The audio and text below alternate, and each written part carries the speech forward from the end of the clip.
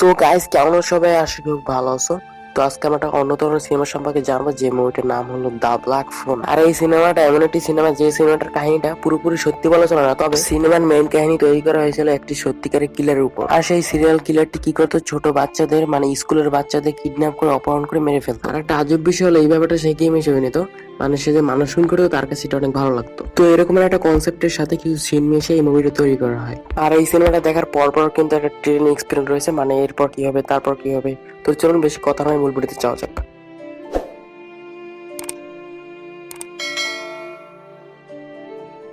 তো সিনেমার শুরুতে আমাদেরকে দেখানো হয় আমেরিকার নরম্যান ডেনভার নামে একটি শহরের 1978 সালের শহর। তো যাক, সেখানে আমরা একটা ছেলেকে দেখে সাইকেল নিয়ে যাচ্ছিল, আর তখন তার সামনে একটা কালো রঙের গাড়ি আসে, আর ছেলেটাকে কিডন্যাপ করে ওর সাথে নিয়ে যায়।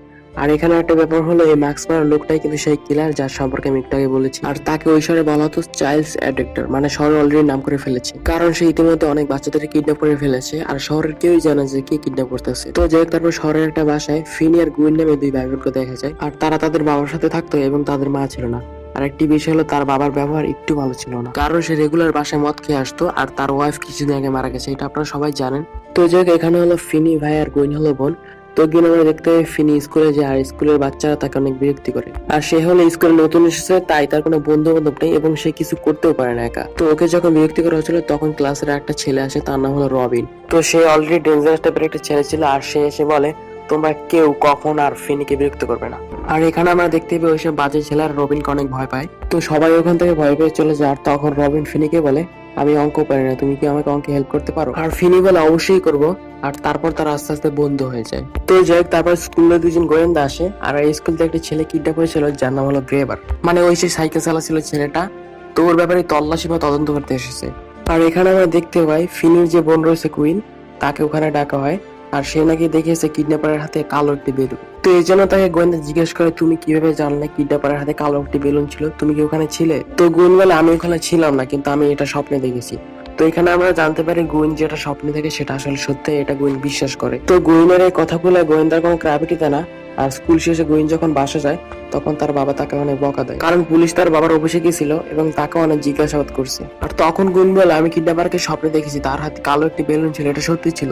আর এই কথা শুনে গুইনের বাবা গুইনকে রেখে মারতে যায়, আর বলে তুই তোর মায়ের মতো স্বপ্ন দেখে, স্বপ্ন কোনোদিন সত্যি হয় না। আর এই স্বপ্ন নিয়ে কারো কাছে কিছু বলার দরকার নেই, কারণ তোর জন্য আমার পরিবার উল্টো আরো বিপদে পড়বে। আর এখানে আমরা দেখি গুইন আর ফিনি তার বাবার ব্যাপারে অনেক আপসেট ছিল। আর এরপর আমরা রবিনকে দেখতে পাই, সে কোথায় যাচ্ছিল, আর তার সামনে ওই কালো রঙের গাড়িটা আসে, যে গাড়িতে ওই কিডন্যাপার ছিল, আর ওই কিডন্যাপারই মূলত এই বাচ্চাদের তুলে নিয়ে যেত। তো এখানে আমরা দেখি ওই কিডন্যাপার কি করে, তার গাড়ি থেকে কিছু জিনিস ফেলে আর রবিনকে বলে হেল্প করতে। আর রবিন যখন হেল্প করতে চায়, তখন তার একটা কালো রঙের বেলুন বার করে, মানে কেউ যেন না দেখতে পারে।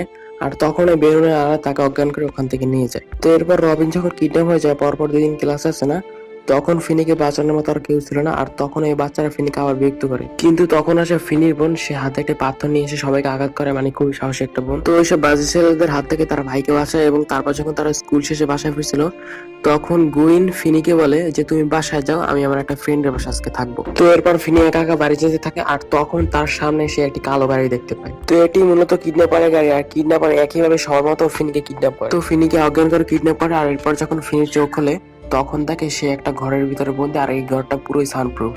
তো এর মানে এখানে চিৎকার করে কোনো লাভ হবে না। আর তখনই তার সামনে এই কিডন্যাপারটা একটা ভয়ঙ্কর মাস্ক পরে আসে, আর বলে আমি তোমার কোনো ক্ষতি করবো না, কোনো চিন্তা নেই। তো এরপর যখন কিডন্যাপার ওখান থেকে চলে যায়, তখন ফোনে এদিক ওদিক ঘুরে বুঝতে পারে যেটা একটা বেসমেন্ট। বেসমেন্ট মানে হলো আমেরিকার যে বাসাগুলো থাকে, ওদের বাসার নিচে একটা রুম থাকে, যেখানে ওরা জিনিসপত্র রাখে, মানে বাড়তি বা অবশিষ্ট জিনিসগুলো রাখে। তো যাই হোক, সেখানে একটা বেড, একটা জানলা, একটা টয়লেট ছিল, আর একটা কালো ফোন ছিল।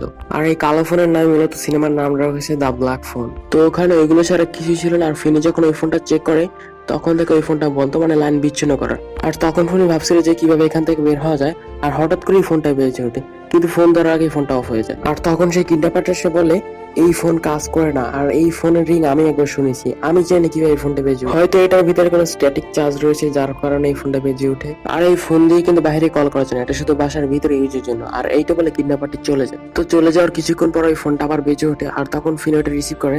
আর তখন প্রথম যে কিডন্যাপ হয়েছে তার গলার আওয়াজ আসে, মানে যাকে আমরা প্রথমে মুভি শুরুতে দেখেছি। যাই হোক, ওই ছেলেটার নাম হলো গ্রেভার, আর ও বলে এই ফ্লোরের নিচে একটা টাইলস রয়েছে, তুমি এটা সুড়ঙ্গ করে এখান থেকে পালাতে পারো। তো এখানে একটা অবাক করার বিষয় হলো ফোনটা যদি নষ্ট হয়ে থাকে, যদি ডেড হয়ে থাকে, তাহলে ফোনটা কিভাবে রিং হলো। তো ফিনি এটার মাথায় এখন আসে না, আর সে ওটা মেনে নেয়। তো এরপর ফিনি ওখানে গিয়ে দেখেছে সত্যি এখানে একটা ভাঙা টাইলস রয়েছে এবং সেই ওটা সরিয়ে গর্ত করে আর সেই মাটিগুলো সে টয়লেটে ফ্লাশ করে দেয়। আর এদিকে ওর বোন গুইন স্বপ্ন দেখে, সে দেখে যে ওই কিডন্যাপারটি তার ভাইকে বন্দি করে রেখেছে। আর ওদিকে আমরা দেখতে পাই ফিনির জন্য ওই কিডন্যাপারটি খাবার নিয়ে আসে এবং খাবার রেখে ওখান থেকে চলে যায়, কিন্তু দরজাটা খোলা রাখে। আর ফিনি ওইটি থেকে যখনই যাবে তখনই আবার ওই টেলিফোনটা বেজে ওঠে। তারপর ফিনি ফোন রিসিভ করে, আর এবার অন্য একটা ছেলে ছিল। সে বলে সে নাকি ফিনি স্কুলেই পড়তো, কিন্তু ফিনি তাকে চিনতে পারে না। আর তারপর ফিনি যখন কথা বলছিল তখন ওই ছেলের আত্মাকে দেখানো হয়। তার মানে হলো ওই কিডন্যাপার যত বাচ্চাদের কিডন্যাপ করেছে তাদের সবাইকে মেরে ফেলেছে, আর ওই আত্মারাই মূলত বারবার ফিনিকে বাঁচানোর চেষ্টা করছে বা সাহায্য করার চেষ্টা করছে। আর তারপর তারা বলে তুমি কি জানো, ওই কিডন্যাপারটা ইচ্ছে করে দরজাটা খোলা রাখছে যাতে তুমি উপরে যাও, আর উপরে গেলে ও তোমাকে মেরে ফেলবে, আর ওর ইচ্ছা হলো তোমাকে আশা দেখে ও মেরে ফেলবে। তুমি কিন্তু কখনোই উপরে যাবে না, আর আমি এখানে লুকানোর জন্য একটি তারও লুকিয়ে রাখছিলাম, কিন্তু কপাল খারাপ ভাবে লুকানোর আগেই মারা গেছি, আর তুমি এই তারের সাহায্যে এখান থেকে পালাতে পারো। আর তারপর ফিনি এই তারটা খুঁজে পায় এবং জানলা দিয়ে পালানোর চেষ্টা করে, কিন্তু সে পারে না, সে হতাশ হয়ে যায়। আর ওদিকে আমরা দেখতে পাই ফিনির বোন গুইন তার বাবাকে তার ওই স্বপ্নের কথা বলে, আর তার বাবা বলে তার মাও নাকি এরকম স্বপ্ন দেখতো আর স্বপ্ন থেকে অনেক কষ্ট পেত, তো তোমার এগুলো ভাবার কোনো দরকার নেই। কিন্তু গুইন বলে আমি আমার ভাইকে কিডন্যাপারের সাথে দেখেছি, ওই জায়গায় আমি দেখেছি, আমাদের ওখানে যাওয়া উচিত। তো এখানে আমরা দেখি ফিনির বাবা তার সন্তানের জন্য অনেক চিন্তিত ছিল, তাই সে তার মেয়ের কথা শুনে এবং সেই জায়গায় বেরিয়ে পড়ে। আর অন্যদিকে আমরা দেখি ওই দুই গোয়েন্দা তার একটা বাসায় যায়, মূলত ম্যাক্স নামে একটি লোক তাদেরকে ফোন দিয়েছিল। আর তারপর ম্যাক্স বলে যে এই কিডন্যাপারটা এখানেই আছে, আর এই কারণে ও বাচ্চাদের কিডন্যাপ করে সহজেই লুকিয়ে ফেলছে। তো আমাদের উচিত প্রত্যেকটা বাসার বেসমেন্ট সহ চেক করা, কিন্তু আমরা দেখতে পাই গোয়েন্দারা তার কোনো কথা গ্রাভিটি দেয় না এবং তারা ওখান থেকে চলে যায়। আর তারপর আমার যে দৃশ্য দেখি সেটা দেখে আমরা নিজেরাই অবাক হয়ে যাই। আমরা দেখি ম্যাক্স যে রুমে ছিল তার নিচের বেসমেন্টটাই ফিনিকে রাখা হয়েছে, কিন্তু এটা কিন্তু ম্যাক্স নিজেও যায় না। আর এখানে আমরা জানতে পারি যে ম্যাক্স এর ভাই হলো সেই কিডন্যাপারটি। তো যাই হোক, তারপর কিডন্যাপার ওই ফিনির জন্য খাবার নিয়ে যায় আর বলে তুমি যদি তোমার নাম বলো তাহলে আমি তোমাকে ছেড়ে দেবো, কিন্তু ফিনি ইচ্ছা করে তার নাম ভুল বলে, আর এটা থেকে ওই কিডন্যাপারটা অনেক রেগে যায় আর ওর সামনে একটি পেপার ছুড়ে মারে আর বলে যে এই যে তোর হারিয়ে যাওয়ার নিচ, এখানে তোর নাম এটা না। তো যাই হোক, এরপর কিডন্যাপারটা ওখান থেকে চলে যায়, আর তখন ফিনির সামনে একটি বাচ্চার আত্মা আসে, আর তখনই ফোনটা বেজে ওঠে। আর ওই বাচ্চাটা বলে ওই কিডন্যাপার তোমাকে এখনো মারেনি, কারণ তুমি ওর সাথে এখনো গেমটা খেলোনি। অ্যাকচুয়ালি ও তোমার সাথে একটা গেম খেলছে, তুমি যদি ওর সাথে গেমটা খেলো বা ওকে যদি আশা দাও তাহলে ও তোমাকে নিরাশ করবে। আর তুমি যদি এখন পালাতে চাও তাহলে এটাই সুযোগ, কারণ ও এখন ঘুমিয়ে রয়েছে।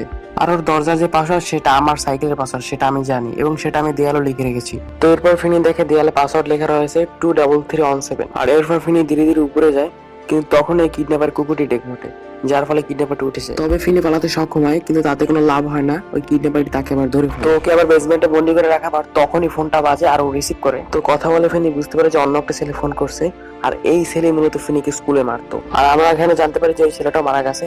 আর তখন আমরা ফিনির পিছনে ওই ছেলের আত্মাকে দেখতে পাই, আর ওই ছেলের আত্মা বলে তুমি যদি আর একদিনের ভিতরে পালাতে না পারো তাহলে তুমি মরে যাবে, কারণ তুমি অলরেডি কিন্তু একবার পালানোর চেষ্টা করেছো, আর তোমার কাছে কিন্তু একটাই রাস্তা আছে, এই দেয়াল ভেঙে অপর পাশে যাও, যেখানে একটা ফ্রিজার আছে আর সেটার ভিতর দিয়ে তুমি পালাতে পারো। তো ওর কথা শুনে ফিনি দেয়াল ভাঙতে থাকে, আর দেয়াল ভেঙে ফ্রিজারের কাছে গিয়ে দেখে যে ফ্রিজারটা লক করা, তো যার ফলে সে ওখান থেকে বেরোতে পারে না। আর ওদিকে সে অনেক ভয় পেয়েছিল যে কিডন্যাপারটা হয়তো বা তাকে মেরে ফেলবে।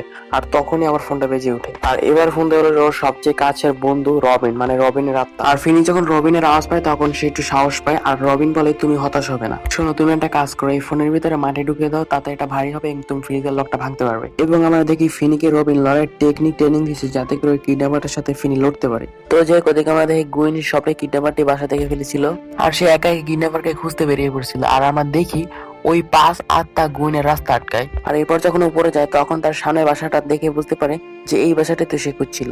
আর তারপর গুইন গোয়েন্দাদেরকে কল করে, আর এদিকে ম্যাক্সেরও তার ভাইয়ের উপর সন্দেহ হয়, আর তাই সে ঠিক করে সে তার নিজের বাসার বেসমেন্ট আগে চেক করবে। তো সে যখন বেসমেন্ট চেক করতে আসে তখন সে ফিনিকে দেখতে পায়, আর সে যখন ফিনিকে বাঁচাবে তখন পিছন থেকে কিডন্যাপার মানে আপন ভাই এসে তার পিছনে কুড়াল দিয়ে বাড়ি মারে, আর তারপর কুকুরটাকে গেটের সামনে বেঁধে রাখে, আর কিডন্যাপারটি ফিনিকে মারতে যায়। আর তখন ফিনি জীবন বাঁচানোর জন্য পিছনে চলে যায়, আর আমরা দেখি কিডন্যাপারটি একটা গর্তে পড়ে যায়। আসলে এটা একটা ফাঁদ ছিল যেটা রবিনের চাল। আর তারপর ফিনি ফোনের সাহায্যে কিডন্যাপারটিকে মেরে ফেলে, কিন্তু এখনো ফিনি ওখান থেকে বেরোতে পারছে না, কারণ ওই গেটের সামনে কুকুরটি রয়েছে। আর অন্যদিকে আমরা দেখি কিন্তু গোয়েন্দা নিয়ে চলে এসেছে, আর গোয়েন্দারা যখন বেসমেন্ট চেক করে তখন তাকে সেখানে অনেক বাচ্চার মৃত উঠে পড়ে। আর এখানে আমরা জানতে পারি এই বাসার বেসমেন্ট মূলত দুইটি, একটা বেসমেন্টে জীবিত বাচ্চা রাখা হয় আর একটা বেসমেন্টে মৃত বডি রাখা হয়। তো গোয়েন্দারা ওই বেসমেন্টে পায় না, তো তারপর আর তারা কোনো বেসমেন্টে না খুঁজে ওখান থেকে চলে যায়। আর তখন ফিনির মাথায় একটা বুদ্ধি আসে, তখন সে কি করে ফ্রিজ থেকে খাবার বের করে কুকুরটাকে দেয়, আর কুকুর পথ ছেড়ে দেয়, তখন সে এখান থেকে চলে যায়। আর পাসওয়ার্ড যেহেতু জানা ছিল তাই তার কোনো সমস্যা ছিল না, আর সে বের হয়ে সবাইকে দেখতে পায়। তো যাই হোক, এরপর ফিনিকে খুঁজে পাওয়া যায়, আর ফিনি আর গোয়েনকে তার বাবা বলে যে সারা জীবন তাদেরকে ভালোভাবে খেয়াল রাখবে তার বাবা। তার পরের দিন যখন ফিনি স্কুলে যায় তখন সবাই তার দিকে দেখছিল, আর ফিনি কাউকে ভয় পায় না। ফিনি এখন সাহসী হয়ে গেছে আর সে এখন অনেক ফেমাস হয়ে গেছে, সবাই তাকে দেখছে। মানে সেই কিডন্যাপারকে মেরে বেঁচে ফিরে আসছে, এটা বিশাল বড় একটা সাহসিকতা, তাই সে অনেক ফেমাস হয়ে গেছে। আর মুভিটি এখানেই শেষ হয়ে যায়। তবে গেছে একটি কথা না বললেই নয়, ফিনির বেঁচে থাকার পিছনে কিন্তু তার মৃত বন্ধু রবিন অনেক ভূমিকা রয়েছে। আর গাইস এখানে একটা কথা হলো, মুভির এক্সপ্লেন থেকে শুধু মুভির কাহিনীতেই বোঝা যায়, কিন্তু আসল মজা সেটা অরিজিনাল মুভি দেখলেই বোঝা যায়। তো যাই হোক, আপনারা যদি এই মুভিটা দেখতে চান তাহলে আমি পিন কমেন্টে লিঙ্ক দিয়ে দেবো, তো আপনারা ওখান থেকে চলে দেখতে পারেন। যাই হোক, ভালো